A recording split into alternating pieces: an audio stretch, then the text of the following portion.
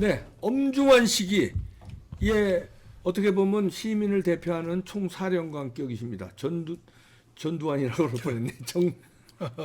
계엄이니까 계엄의 전두환 이름이 같은 종씨시죠. 그러세요? 네. 정광훈 목사님 모셨습니다. 안녕하세요. 네. 아, 종씨세요? 전두환 대통령. 그럼요. 하나입니까? 전씨는?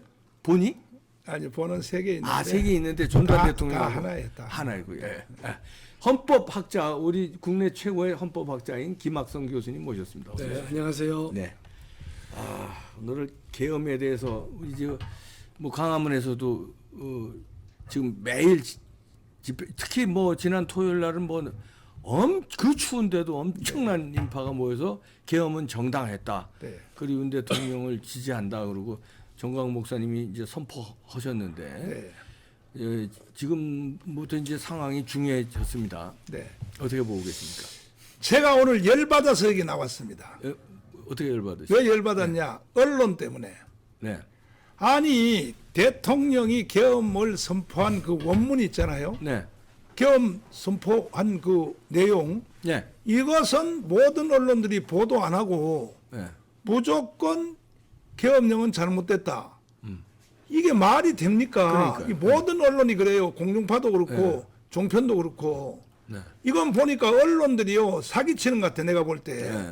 그래서 아니 도대체가 대한민국을 어떻게 이끌어 가려고 하냐 언론들이. 네. 근데 열받아 가지고 내가 이 대통령이 처음 그 발표한 그 계엄령 원문 있죠. 네. 이걸 제가 가지고 왔습니다. 네. 이거부터 들어보면 네. 절대 국민들이요 사기를 당하면 안 됩니다. 네. 여기 보면 딱 나와 있거든요. 한번 들으시겠습니다. 네. 네. 크게 해주고. 존경하는 국민 여러분, 저는 대통령으로서 피를 토하는 심정으로 국민 여러분께 호소드립니다. 지금까지 국회는 우리 정부 출범 이후 22건의 정부 관료 탄핵 소추를 발의하였으며 지난 6월 22대 국회 출범 이후에도 10명째 탄핵을 추진 중에 있습니다. 이것은 세계 어느 나라에도 유례가 없을 뿐 아니라 우리나라 건국 이후에 전혀 유례가 없던 상황입니다. 판사를 겁박하고 다수의 검사를 탄핵하는 등 사법 업무를 마비시키고 행안부 장관 탄핵, 방통위원장 탄핵, 감사원장 탄핵, 국방장관 탄핵 시도 등으로 행정부마저 마비시키고 있습니다. 국가 예산 처리도 국가 본질 기능과 마약 범죄 단속, 민생 치안 유지를 위한 모든 주요 예산을 전액 삭감하여 국가 본질 기능을 훼손하고 대한민국을 마약 천국, 민생 치안 공황 상태로 만들었습니다. 민주당은 내년도 예산에서 재해대책 예비비 1조 원, 아이돌봄 지원수당 384억, 청년 일자리, 심해가스전 개발 사업 등 4조 1천억 원을 삭감하였습니다. 심지어 군 초급 간부 봉급과 수당 인상, 당직 근무비 인상 등 군 간부 처우 개선비조차 제동을 걸었습니다. 이러한 예산 폭거는 한마디로 대한민국 국가 재정을 농락하는 것입니다. 예산까지도 오로지 정쟁의 수단으로 이용하는 이러한 민주당의 입법 독재는 예산 탄핵까지도 서슴지 않았습니다. 국정은 마비되고 국민들의 한숨은 늘어나고 있습니다. 이는 자유 대한민국의 헌정 질서를 짓밟고 헌법과 법에 의해 세워진 정당한 국가기관을 교란시키는 것으로서 내란을 획책하는 명백한 반국가 행위입니다.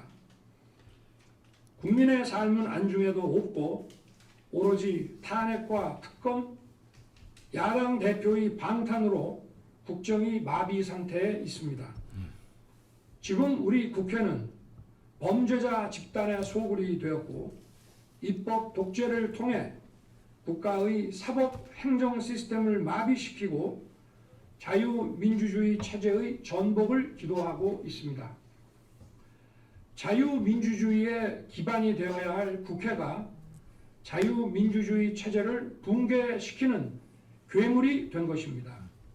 지금 대한민국은 당장 무너져도 이상하지 않을 정도의 풍전등화의 운명에 처해 있습니다.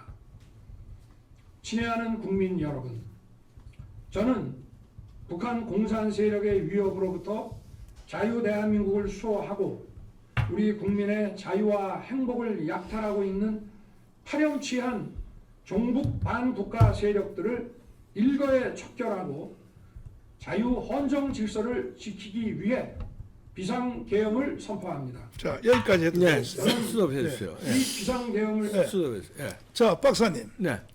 지금 저기 저 마지막 문제 세 개로 나눠 볼 수 있는데 네. 첫 번째 뭐냐? 반국가주의자들을 척결한다. 일거에 척결하겠다. 이게 계엄령 잘못된 겁니까? 척결해야죠. 안 하면은 직무유기예요, 대통령으로서. 예, 직무유기가 되는 거죠. 그렇죠. 알고서도 네. 이런 상황을 알고서도 방치하고 그냥 우물우물 넘어간다. 네. 그러면 직무유기가 되는 거고. 예. 그리고 평소에도 다른 연설에도 항상 반국가주의자들에 대해서 여러 번 얘기했죠. 경고를 했죠. 예, 여러 번. 예. 그 다음에는 뭐냐면은 세상에 자기들이 반대하는 사람은 무조건 다 탄핵하겠다. 예. 아니 세상에 감사원장도 탄핵이고 또 국방부 장관도 탄핵이고 다 탄핵하겠다. 그 다음에 이재명을 수사하는 검사들도 다 탄핵하겠다. 예.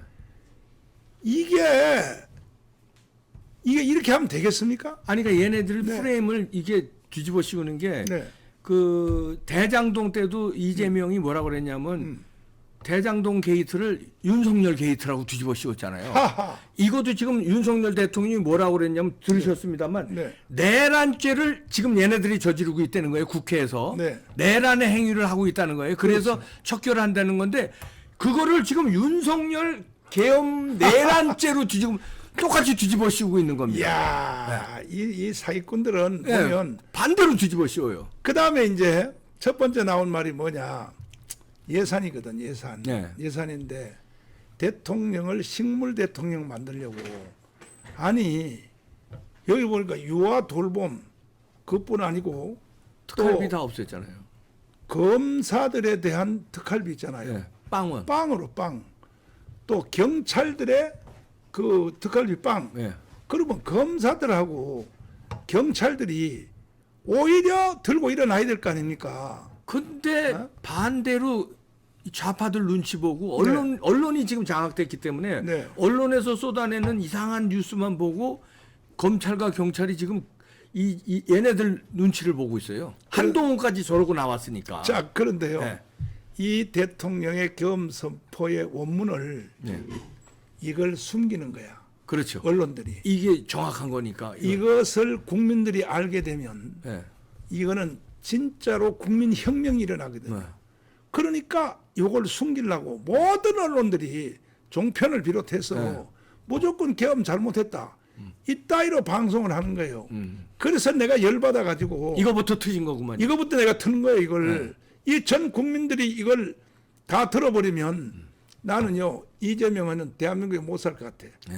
쫓겨날 것 같아. 내가 볼 때. 그 다음에 한동훈도 이거 대통령을 고소하고 추방될 수밖에 없어요. 네. 그런데 이게 이걸 거꾸로 뒤집어 가지고 세상에 윤석열 대통령이 계엄 선포한 것을 네. 오히려 이것을 문제 삼아서 뭐 내란 혐의다. 그러니까요. 이렇게 지금 분위기를 잡아가고 있거든요. 네.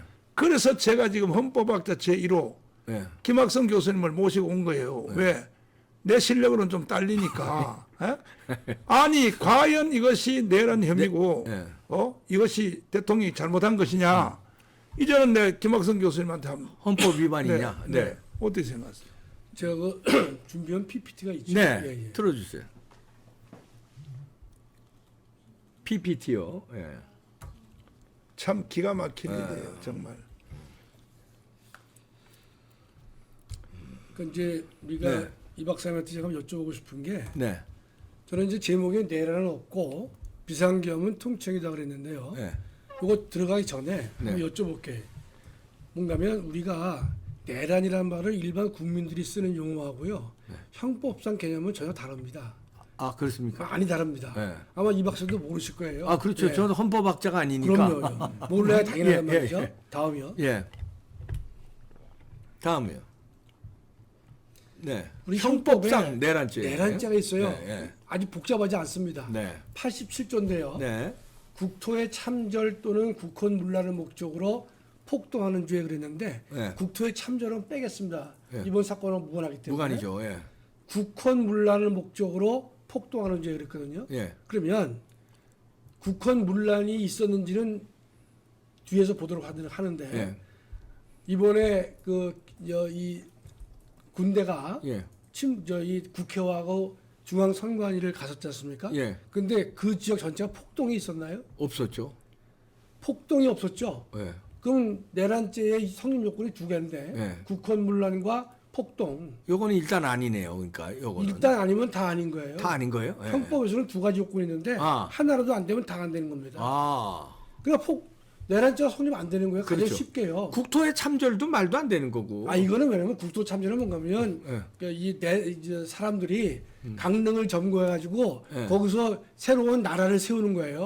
그것도 이 말이 안 되는 거 아니에요? 그러니까 참전은 이번에? 그래서 우리 예. 지금 전체가 네. 참전이라는 말은 안 나오잖아요. 네. 그러니까 국헌문란을 목적으로 폭동을 했다. 이게 내란죄거든요. 네. 그러면 그 밑에 보면 예.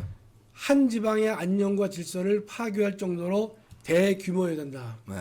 이거 제가 쓴 문장이 아니에요. 헌법에 있는 거. 대법원 판례입니다. 헌법이 없어요. 대법원 판례가 네. 내란죄가 되기 위해서는 폭동이 필요한데 그러니까 형법상 폭동 있지 않습니까? 예. 폭동이 뭐냐? 예. 그것을 대법원이 해설한 거예요. 그게 요거네요. 예. 한 지방의 안녕과 질서를 파괴할 정도로 대규모여야 한다. 이 말은 예컨대 수원시라든지 또는 서초구라든지 한 지역을 완전히 장악해서 예. 질서를 파괴할 정도로 대규모의 폭거가 있어야 되거든요. 예. 이번에 있었나요? 없었죠. 따라서 폭동이 없었잖아요. 예. 그러면 가장 심플하게 보더라도 두 가지 성립 요건 중에서 국헌문란과 폭동이 필요한데 폭동이 없어요. 예. 그럼 내란죄 성립 안 하는 거죠. 그렇죠. 아주 간단해요. 그런데 예. 전 언론이 폭동 얘기를 안 합니다. 국헌문란만 얘기를 해요. 국헌문란만. 그러니까 그래서 이 첫째 장에서 보면 간단하잖아요. 국헌문란과 폭동이 있어야 되는데 성립 요건이 두 개인데 네. 폭동이 없으니까 내란은 없는 거죠. 네. 그렇죠? 그렇죠. 또 보겠습니다. 네, 다음 보시죠. 네. 그럼 국헌문란이 뭐냐? 네. 우리가 국헌문란이라는 단어를 학자들한테 맡기면은 다양한 해석이 나올 수 있어요. 네. 내란은 워낙 중대한 범죄이기 때문에 우리 형법이 직접 말하고 있습니다. 91조에서 네. 국헌문란을 말하고 있어요. 2호로 보겠습니다. 2호. 2호. 헌법에 의하여 설치된 국가기관을 강압에 의하여 전복 또는 그 권능 행사를 불가능하게 하는 거. 이게 형법 91조의 조항입니다. 네. 그러면 국가기관을 강압에 의해서 전복하거나 그랬어요. 네. 이번에 국회가 전복됐나요? 전복 안 됐죠. 안 됐죠? 오히려 국민들은 전복 시켰어야 된다 이러고서 울분을 토하는데 그렇죠. 전복이 안 됐어요. 안 됐잖아요. 예.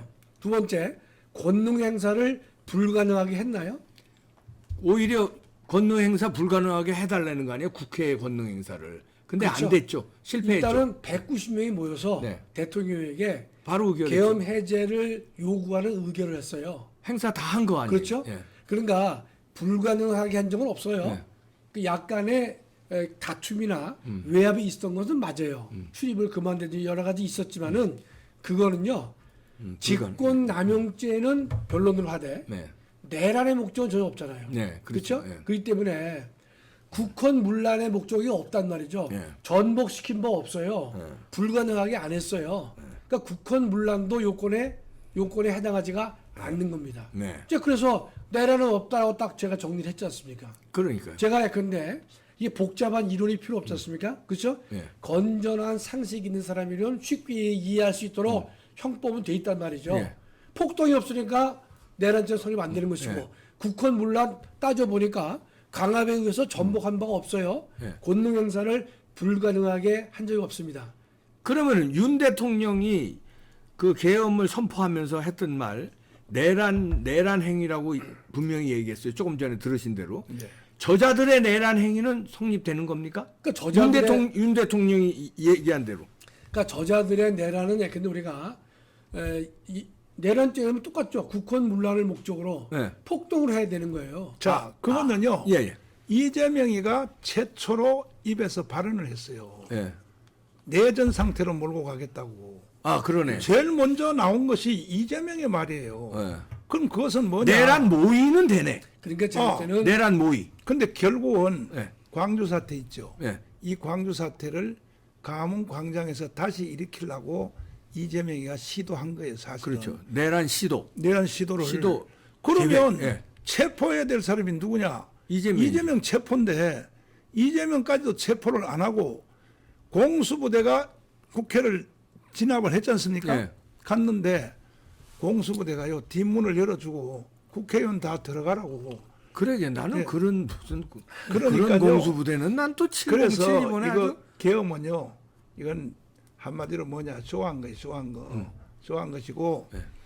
전 세계 앞에 이거 선포하려고 한 것이고 예. 들어가라고 했고 네. 그래서 만약에 국회를 이 기관을 마비시키려고 그러면 일단은 차단기를 내려서 불을 다 끄고 예. 공포탄을 팡팡 쏘면 국회의원들 살라고 바깥으로 다 튀어나올 거 아닙니까? 네. 그렇게 해야 뭐 이거 국가기관을 뭐 강압해요 뭘 하든지 하지. 아니 회의하도록 불 다 켜주고 국회 회의 다 하도록 190명이 뭐 찬성했나요? 그러니까 이번에 그 계엄은 네. 예를 들어서 군인들이 정권을 잡았을 때 한 네. 계엄하고 네. 이 윤석열 대통령 법률가 출신이잖아요. 네, 그렇죠. 아, 평생을 법을 다루는 사람이었잖아요. 그러니까 그렇죠. 이런 걸 너무나 잘하는 거예요. 그렇지, 맞아요. 국헌문란이 뭐고 내란죄가 뭔지. 그러니까 내가 이번에 하는 행동은 그런 거에 저촉이 안 된다는 확신을 가지고 그럼요. 그 정도 선에서만 네. 한 거예요. 또 하나 그러니까. 이제 야당에 대해서는 내란 운운하는 것도 제가 볼 때는 아직은 부적절해요.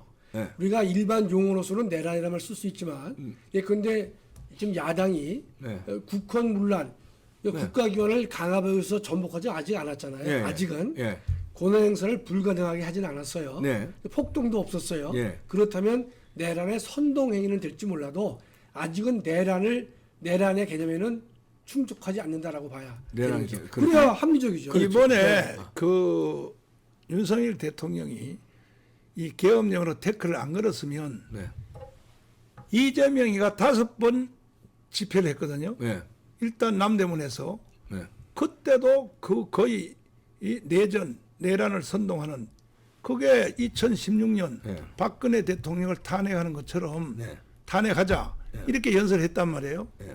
이거는 선동 아닙니까? 이거는. 내란 선동죄죠. 예, 네. 그런데 그때에 탄불 꺼진 게 왜 그러냐 하면 12,000명밖에 안 모였어요.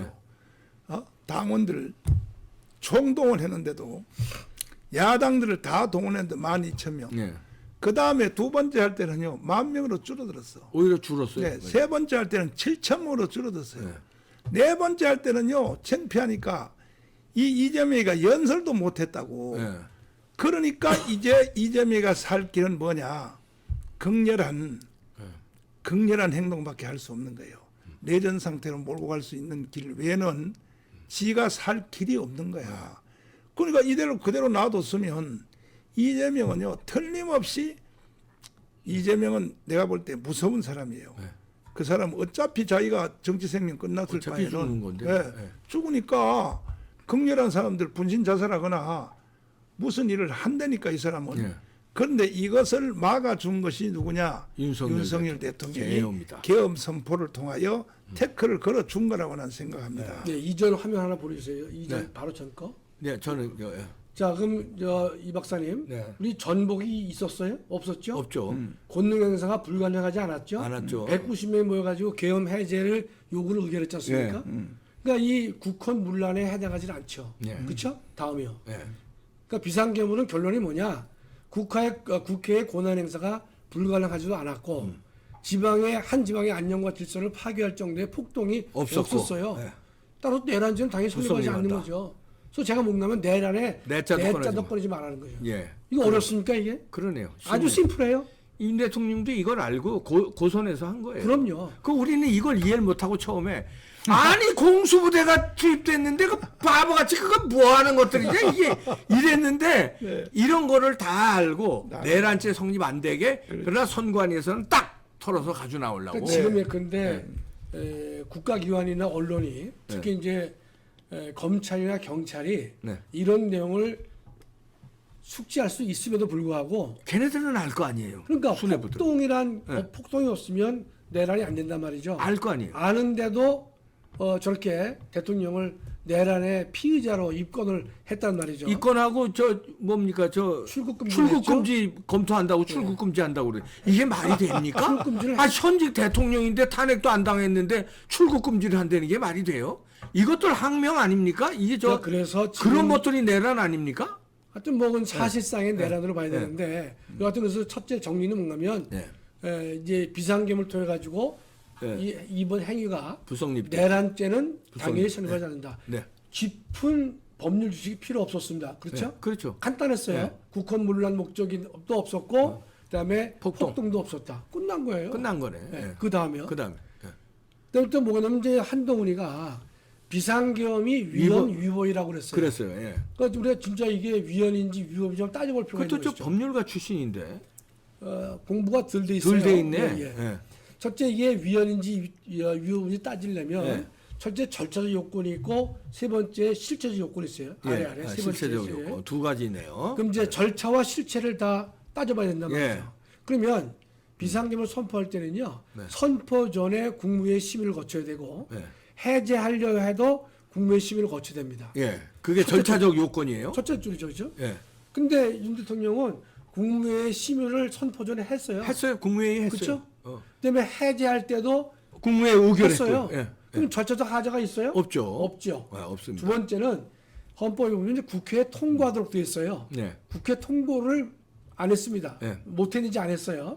요게 흠은 될 수 있어요. 그러나 이 정도의 흠을 가지고 비상계엄에는 엄중한 조치를 위헌이다, 위법이다 할 수가 없는 겁니다. 네. 누구를 편을 드는 게 아니에요. 아, 그렇죠. 동시에 비상계엄이 선포된 때가 밤 10시 반입니다. 네. 10시 반이면 모든 사람이 언론 보고 다 있었어요. 네. 근데 모든 국회의원들이 다 서로 통신을 통해서 알게 됐고 네. 이재명이도 국회의원들로 빨리 오라고 얘기했지 않습니까? 네. 사실상 300명 국회의원에게 다 통지된 거랑 마찬가지예요. 네. 저는 하자가 다 치유된 상태입니다. 그래, 우리는 그것도 이상하게 생각했어요. 왜냐하면 왜 그 국회가 열리고 있는 회기 중에 그것도 하려면 보통 12시 넘어서 새벽 2시에 해야죠. 새벽 2시 해야 되는데 새벽 4시. 그게 원래 계엄이잖아요. 근데 왜 10시 반에 그 국회 주변에 보좌관들이고 의원들이고 저 당사고 다 있는데 왜 할까? 이상하게 생각하고 엉성하게 했네 이런데 엉성한 게 아니라 와서 의결들 해.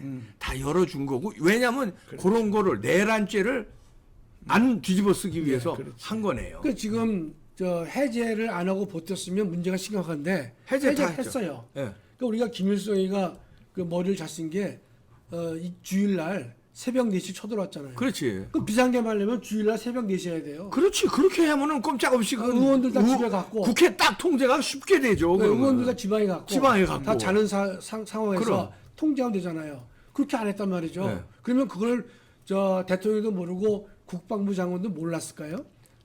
몰랐다는 것은 말이 안 되죠. 말이 안 그죠? 되죠. 세 번째는요. 예. 이제 이게 중요한데 실체적 요건인데 예. 전시, 사변, 기타 이에 준하는 국가 비상상태 여기 대해서는요 견해가 갈릴 수가 있어요. 과연 지금이 사변에 준하는 국가 비상사태인가 아닌가가 네. 다툼의 여지가 있습니다. 네.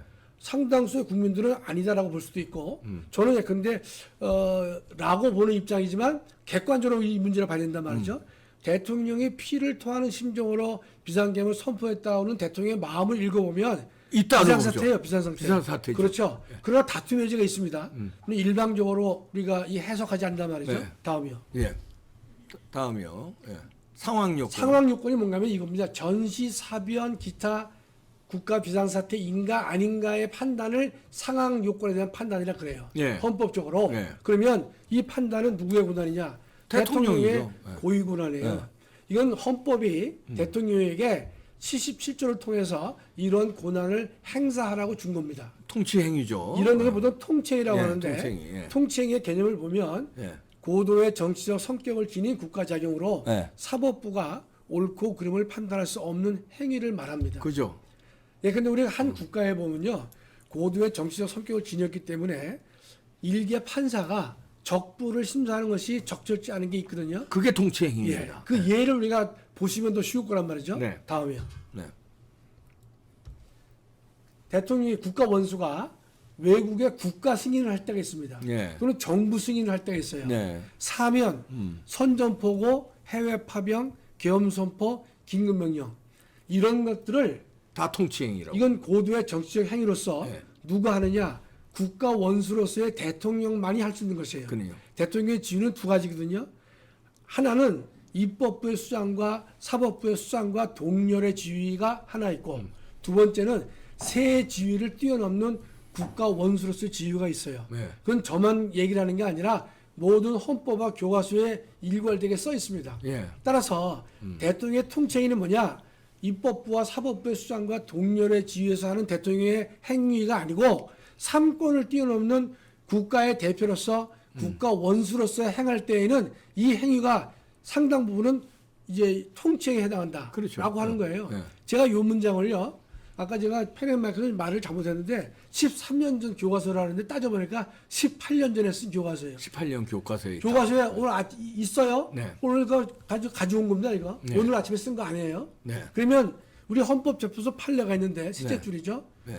대통령의 결단이 존중되어 옳다. 통치행위에 해당하는 것들은요. 대통령의 결단을 존중하라고 헌재가 말하고 있어요. 네. 우리가 지난번에 노무현 대통령이 해외 파견했거든요. 네. 국군의 해외 파견이 있지 않습니까? 네. 그것도 시비가 붙었어요. 그러나 우리 현행 헌법재판소 뭐라느냐?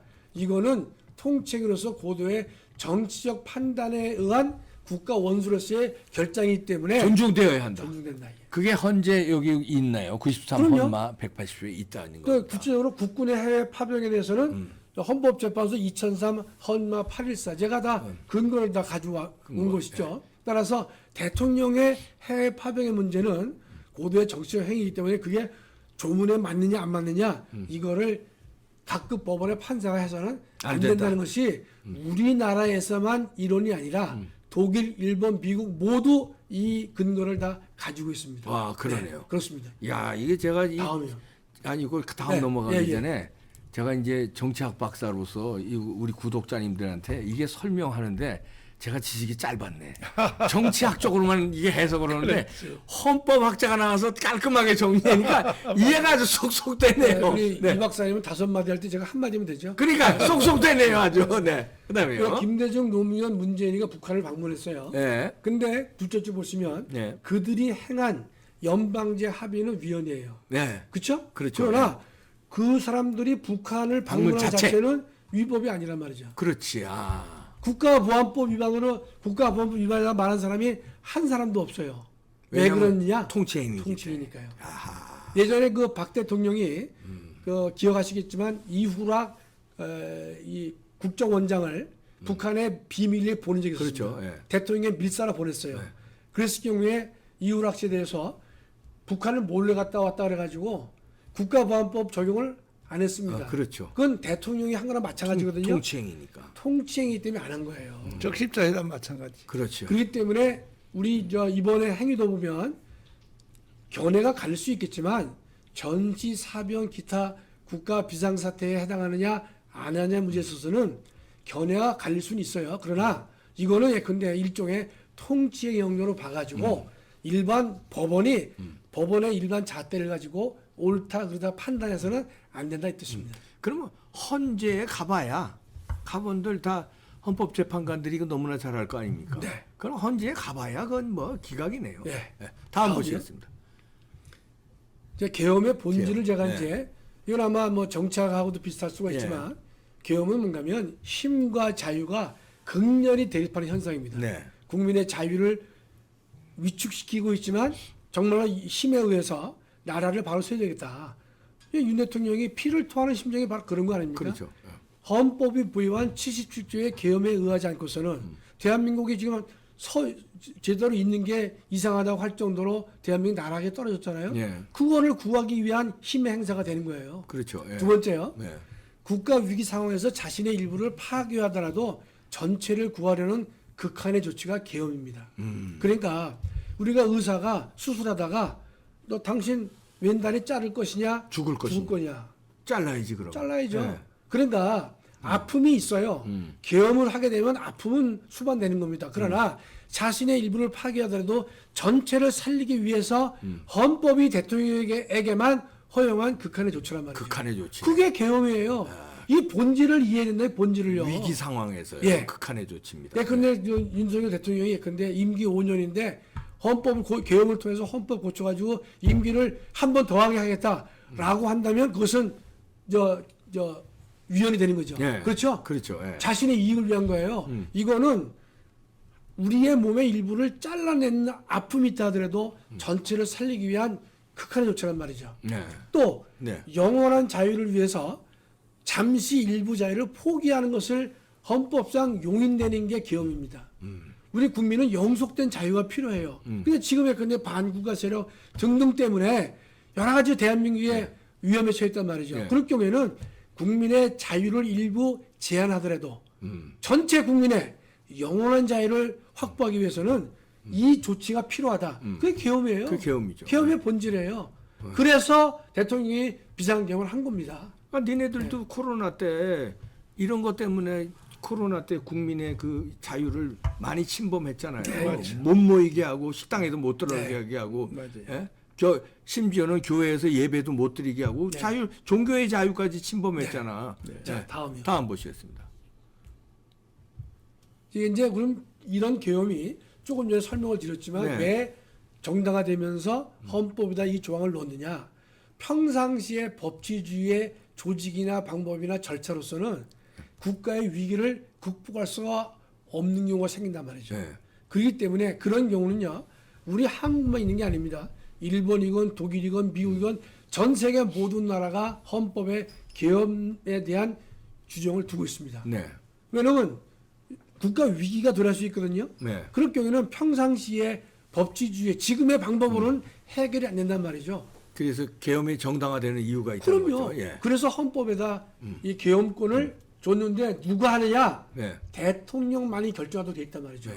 그래서 통치하게 되는 거예요. 그렇죠. 예. 우리가 사람의 물에 빠지면요, 모든 수단을 강구해야 되지 않습니까? 그렇죠. 예. 그렇죠? 그럴 경우에 끄집어내는 사람이 물에 빠진 사람 한두 대 때리죠. 네. 기절까지 시킵니다. 기절시켜야 심지어. 같이 안 죽으니까. 네. 그러니까 일시 자유를 박탈한 것에 불과해요. 그러나 이 사람을 한두 대 때린다고 하는 것이 이 사람을 죽이기 위한 게 아니잖아요. 네. 이 사람을 살리기 위해서 몇 대 친 거예요. 아, 이런 거 헌법학 교과서에 나오는 겁니까, 이거? 제 책에만 나와요. 아, 그 책에. 예, 예. 야, 요 비유가 좋네요. 사람 살리기 위해서. 깔끔하죠? 깔끔하네요. 예. 아, 저는 그다음. 깔끔한 것만 얘기해요. 예, 예. 근데 국가가 그 멸망 앞에서는 어떠한 조치도 취할 수 있어야 된다. 그렇죠. 예. 국가가 지금 죽게 생겼어요. 그러니까 멸망 직전이란 말이죠. 윤 대통령도 표현했고요. 그렇죠.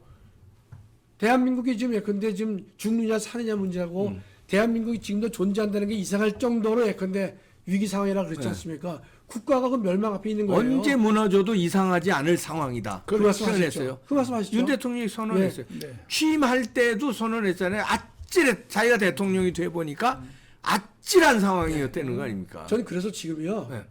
제2, 제3의 계엄을 통해서라도 대한민국을 살려달라 이거예요. 계엄을 또 할 수 있습니까 지금? 할 수 있죠. 얼마나 아니 수 뭐 있어요. 계엄을 아니 국가 위상 다른 것만 정리가 되면요. 아니, 못할 게 뭐 윤 있어요. 대통령이 그 말을 괜히 하셨나? 앞으로 제2의 계엄은 결코 없을 것이다. 그거 제 사과하고 아. 할 수 없이 계엄을 다시 해야 되겠습니다. 하면 되는 거예요. 아, 그래요? 그래서 제 생각에 나라를 구하기 위해서는 할 수 없이 제 말을 취소해야 되겠습니다. 이런 거. 제2의 계엄을 하지 마시고요. 야. 제3의 계엄을 하시면 돼요. 제2는 안 했다. 제3으로 했다. 제2는 안 한다고 그랬었잖아요. 네, 그 네. 약속 지켜야 되니까 약속을 지켜, 제3. 제3하고 제사를 하시자고요. 네. 그래서 대한민국을 살려야 될 거 아닙니까? 네. 반국가 세력을 척결해야 대한민국 살잖아요. 네. 예. 아유, 이야, 헌법학자가 달래 헌법학자가 아니구나. 깔끔하게 정리가 됐어요. 근데 사실은 이 김학성 박사님이 책임을 져야 돼요. 네?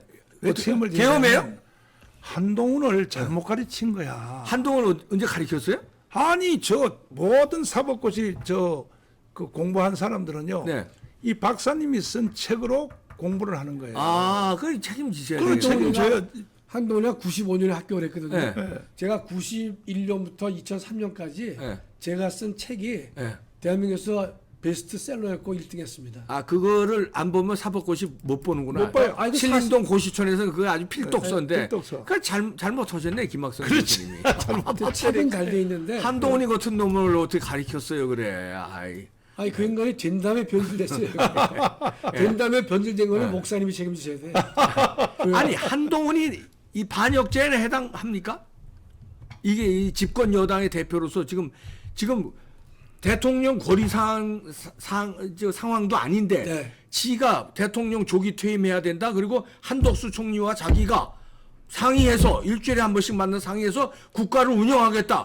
정상화 시키겠다. 아, 그걸요? 이거 뭡니까 이거? 아니 제가 말할 필요 없고 네. 우원식하고 이재명한테 물어보세요. 아, 우원식은 그 이재명이 얘기 뭐라 나왔더라고. 그랬어요? 아, 네. 걔네들은 그렇다 치더라도 헌법학자가 얘기해 주세요. 당연히 위헌이죠. 위헌이죠? 위헌. 아니 헌법에 근거 없이 음. 총리하고 당 대표가 무슨 지가 뭔데? 국정을 운영합니까? 그러니까. 오죽했으면 우원식이하고 이재명이가 위헌이라고 얘기를 했겠어요. 그러니까 위헌이돼. 그럼 위헌이면 이거 처벌받을 수 있는 겁니까? 그것만으로? 위헌이면 당연히 책임을 처벌받죠. 져야 되는 거죠. 그거보다가요. 네. 더 실감나는 게 뭐냐. 가족 사이트 있잖아요. 예. 자기 부인, 아, 딸, 단계 게이트. 가족들 예. 그걸로 예. 선거 공작한 거 있잖아요. 예. 딱 걸렸거든. 예. 지가 죽게 그러니까 생겼거든. 예, 그것을 무마시키려고 헛소리 계속 하는 거예요 지금. 그러면 지금 국민의힘 정당의 최고위원 있잖아요. 네. 네 명만 자진 사퇴해버리면요. 한동훈은 바로 쫓겨나게 돼 있어요. 다시 비대위 체제로 갈 수밖에 그렇죠. 없다고요. 예. 그러니까 뭐 간단합니다. 간단한데 그런데 이 대통령의 계엄 선포의 원문을 이 고의적으로 모든 언론사들이 감추고 있는 거야. 그러게요. 이것을 국민들이 알았으면 알면 알까봐 두려워하는 거야. 이래서 아이 종편과 저 방송 3사 공정파가 이거 원문 이거 해설하는 거 봤어요? 안 하잖아요. 안 하더라고요. 첫날 대통령 계엄 선포할 때만 뉴스로 나가고 그렇죠. 그 다음 날서부터 이 사라졌어요. 안 하죠. 그리고 계속 계엄 잘못했다 이 말만 계속 그렇지. 하는 모든 언론들이 예. 또 좌파 유튜버들이 예. 그래서 국민들을 너무 얕보는 거예요. 네. 그러나 국민들이요 멍청하지 않습니다. 이제 어떻게 해야 됩니까? 지난 국민들이. 예. 토요일 날 예. 박사님도 예, 오셔서 저도 보셨죠. 예. 가문광장에 모인 거 봤죠. 엄청난 인원이 모였습니다. 이번 토요일 날은요 네. 1,000만 명을 동원합니다. 이번에 꼭 나와주셔야 됩니다. 이번에는 그렇죠. 결판을 끝장 내야 돼요 여기서. 그러니까 이재명이가 주장하는 것이 세 가지거든요. 네. 이재명의 자서전에서 첫째 주한미군 철수거든요. 네. 저 사람은 북한의 공산주의한테 포섭된 것 같아. 주한미군 철수하면 대한민국 망하죠. 그렇죠. 예. 두 번째 연방제 통일이거든요. 네. 이거는 위헌이에요, 위헌. 세 번째는 뭐냐, 대기업 해체거든요. 예. 아니 대기업이 삼성전자 하나가 수출을 3분의 1을 주도하지 않습니까? 네. 근데 대기업을 해체한다. 이게 말이 되겠습니까? 그래서 이재명은 그걸 감추려고 세상에 매주 한 번씩 이 윤석열 탄핵법을 계속 발의하겠다. 이따위로 나오는 거야. 네. 그러니까요, 이제 해결책은 어떻게 해야 됩니까 이제? 방법이 없어요. 네. 이번에 토요일 날 네. 오후 1시까지 이 1,000만 명이 자유우파 국민들이 1,000만 명이 한 자리에 딱 모여야 돼요. 네. 모여가지고 이것은요, 원래 혁명은 4.19 혁명은 학생들이 했지 않습니까? 네. 그 다음에 5.16은 군인들이 했잖아요. 근데 이번에 군인들 하는 거 보니까 대도 안 하, 내가 보니까. 아 티맵 키고 거기 국회 쳐들어갔대요. 그렇죠. 티맵을 키고 거기 국회에 내려버리니 너무 넓어서 어떻게 장악하지 못했다고 이런 소리 하더라고요. 그러니까 결국 혁명은요, 원래 아테네부터 시작해서 네. 그리스로부터 시작해서 일반 시민이 혁명하는 겁니다, 원래가. 네, 시민. 그러니까 이제 드디어 윤석열 대통령은 해줄 일 다 해줬어요. 해줬으니까 이제 마무리는 광화문이 하면 되는 거야. 그러니까 이번 토요일 날 이 방송을 듣고 계신 분들은 다 광화문 광장으로 나와서 1,000만 명이 딱 나오면 나오는 자체가 그걸로 끝나는 거예요. 네. 그렇죠. 윤석열 대통령은 다시 정상적으로 돌아가고 네. 한동훈은 저건 물러가게 돼 있고 그러니까 1,000만 명이 한 자리에 딱 나오면 우리는 영원히 대한민국에 살 수 있고 우리 개인, 가정, 자녀 지키고 내가 하는 네. 사업 이걸 지킬 수 있단 말이에요. 근데 귀찮다고 해서 안 나오면 자유우파가 약점이 좀 있어요. 뭐냐면 아, 그동안에 이제 윤석열 만들 때는 힘을 발휘했지 않습니까? 예. 광화문에서 예. 하니까 이제 계엄으로 뒤숭숭하니까 꼬리들을 내리고 슬슬 겁들 내는 사람들도 있더라고요. 그것도 그렇지만 네. 그 전에까지도 뭐냐면 에이 대통령이 뭐 다 해주겠지. 예. 이 자유우파들이 이렇게 느슨해. 안 돼 이제. 절대 안 되는 거예요. 네. 이번에 겪어봤잖아요. 네. 대통령을 오히려 국가문란죄로 이렇게 시비를 걸라고 하는 이런 마당에 다 나와야 되고 예.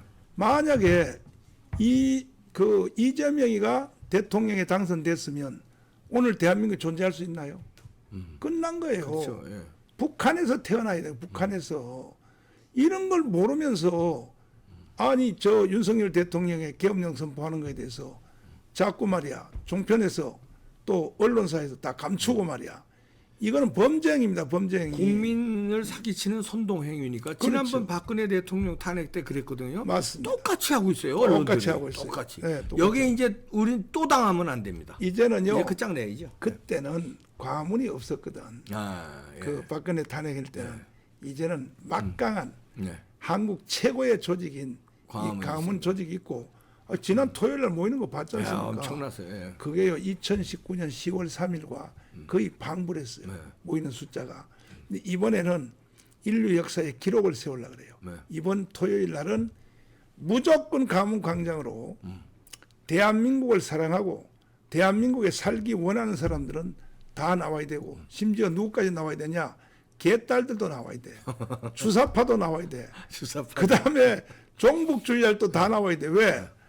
아니 개딸들도 대한민국이 없으면 네. 대한민국에 살 수가 없잖아요. 아, 그럼요. 그러니까 다 나와야죠. 전 국민이 5,300만이 다 나와야 됩니다. 그래서 네. 우리는 광화문 이번 토요일 날 시민혁명을 하려고 합니다. 네. 원래 이 혁명은 아테네로부터 시작해서 네. 시민들이 하는 거거든요. 네. 그 먼저 번에 이제 4.19는 학생들이 했고 5.16은 군인들이 했으니까 이제 딱 시민들이 할 기회가 왔어요. 딱 왔고 예. 이 혁명은 무조건 숫자입니다. 숫자. 1,000만 명의 숫자가 딱 모여야 돼. 모이면 그것으로 윤석열 대통령은 힘을 얻게 되고 대통령의 직무를 계속하게 되고 이재명은요 깜빵으로 가야 됩니다. 예, 한동훈도 바로 그냥 네, 한동훈도 바로 총사퇴 국힘 지도부 총사퇴하고 네. 그래서 저희들은 이제 1,000만 동원을 위해서 내일부터 부산, 울산, 그 다음에 또 경주 해서 아, 전국에 이제 총 네. 뛰어서 반드시 우리가 1,000만 명을 동원해가지고 이것을 끝장내기 위해서 이 시청자 여러분들도 네. 귀찮다고 에이 뭐 내가 안 가도 다른 사람이 아니 해주겠지. 그 한 사람이 중요합니다. 그렇죠. 한 사람이 모여서 10,000명이 되고 맞습니다. 그 10,000명이 100만 명 되니까요. 내가 안 나가면 100만 명이 안 되는 그렇습니다. 거예요. 예. 그건 내가 나가야 돼요. 1,000만 명이 꼭 네. 나와주시기를 간곡히 부탁을 드립니다. 네. 이봉규 TV 구독자 여러분들 시민혁명에 동참해 주시길 간곡히 부탁드립니다. 네. 이번에 끝장 내시죠. 맞아요. 우리들이 끝장 내시죠. 네. 정가훈 목사와 김학성 교수였습니다. 네, 감사합니다. 감사합니다. 감사합니다.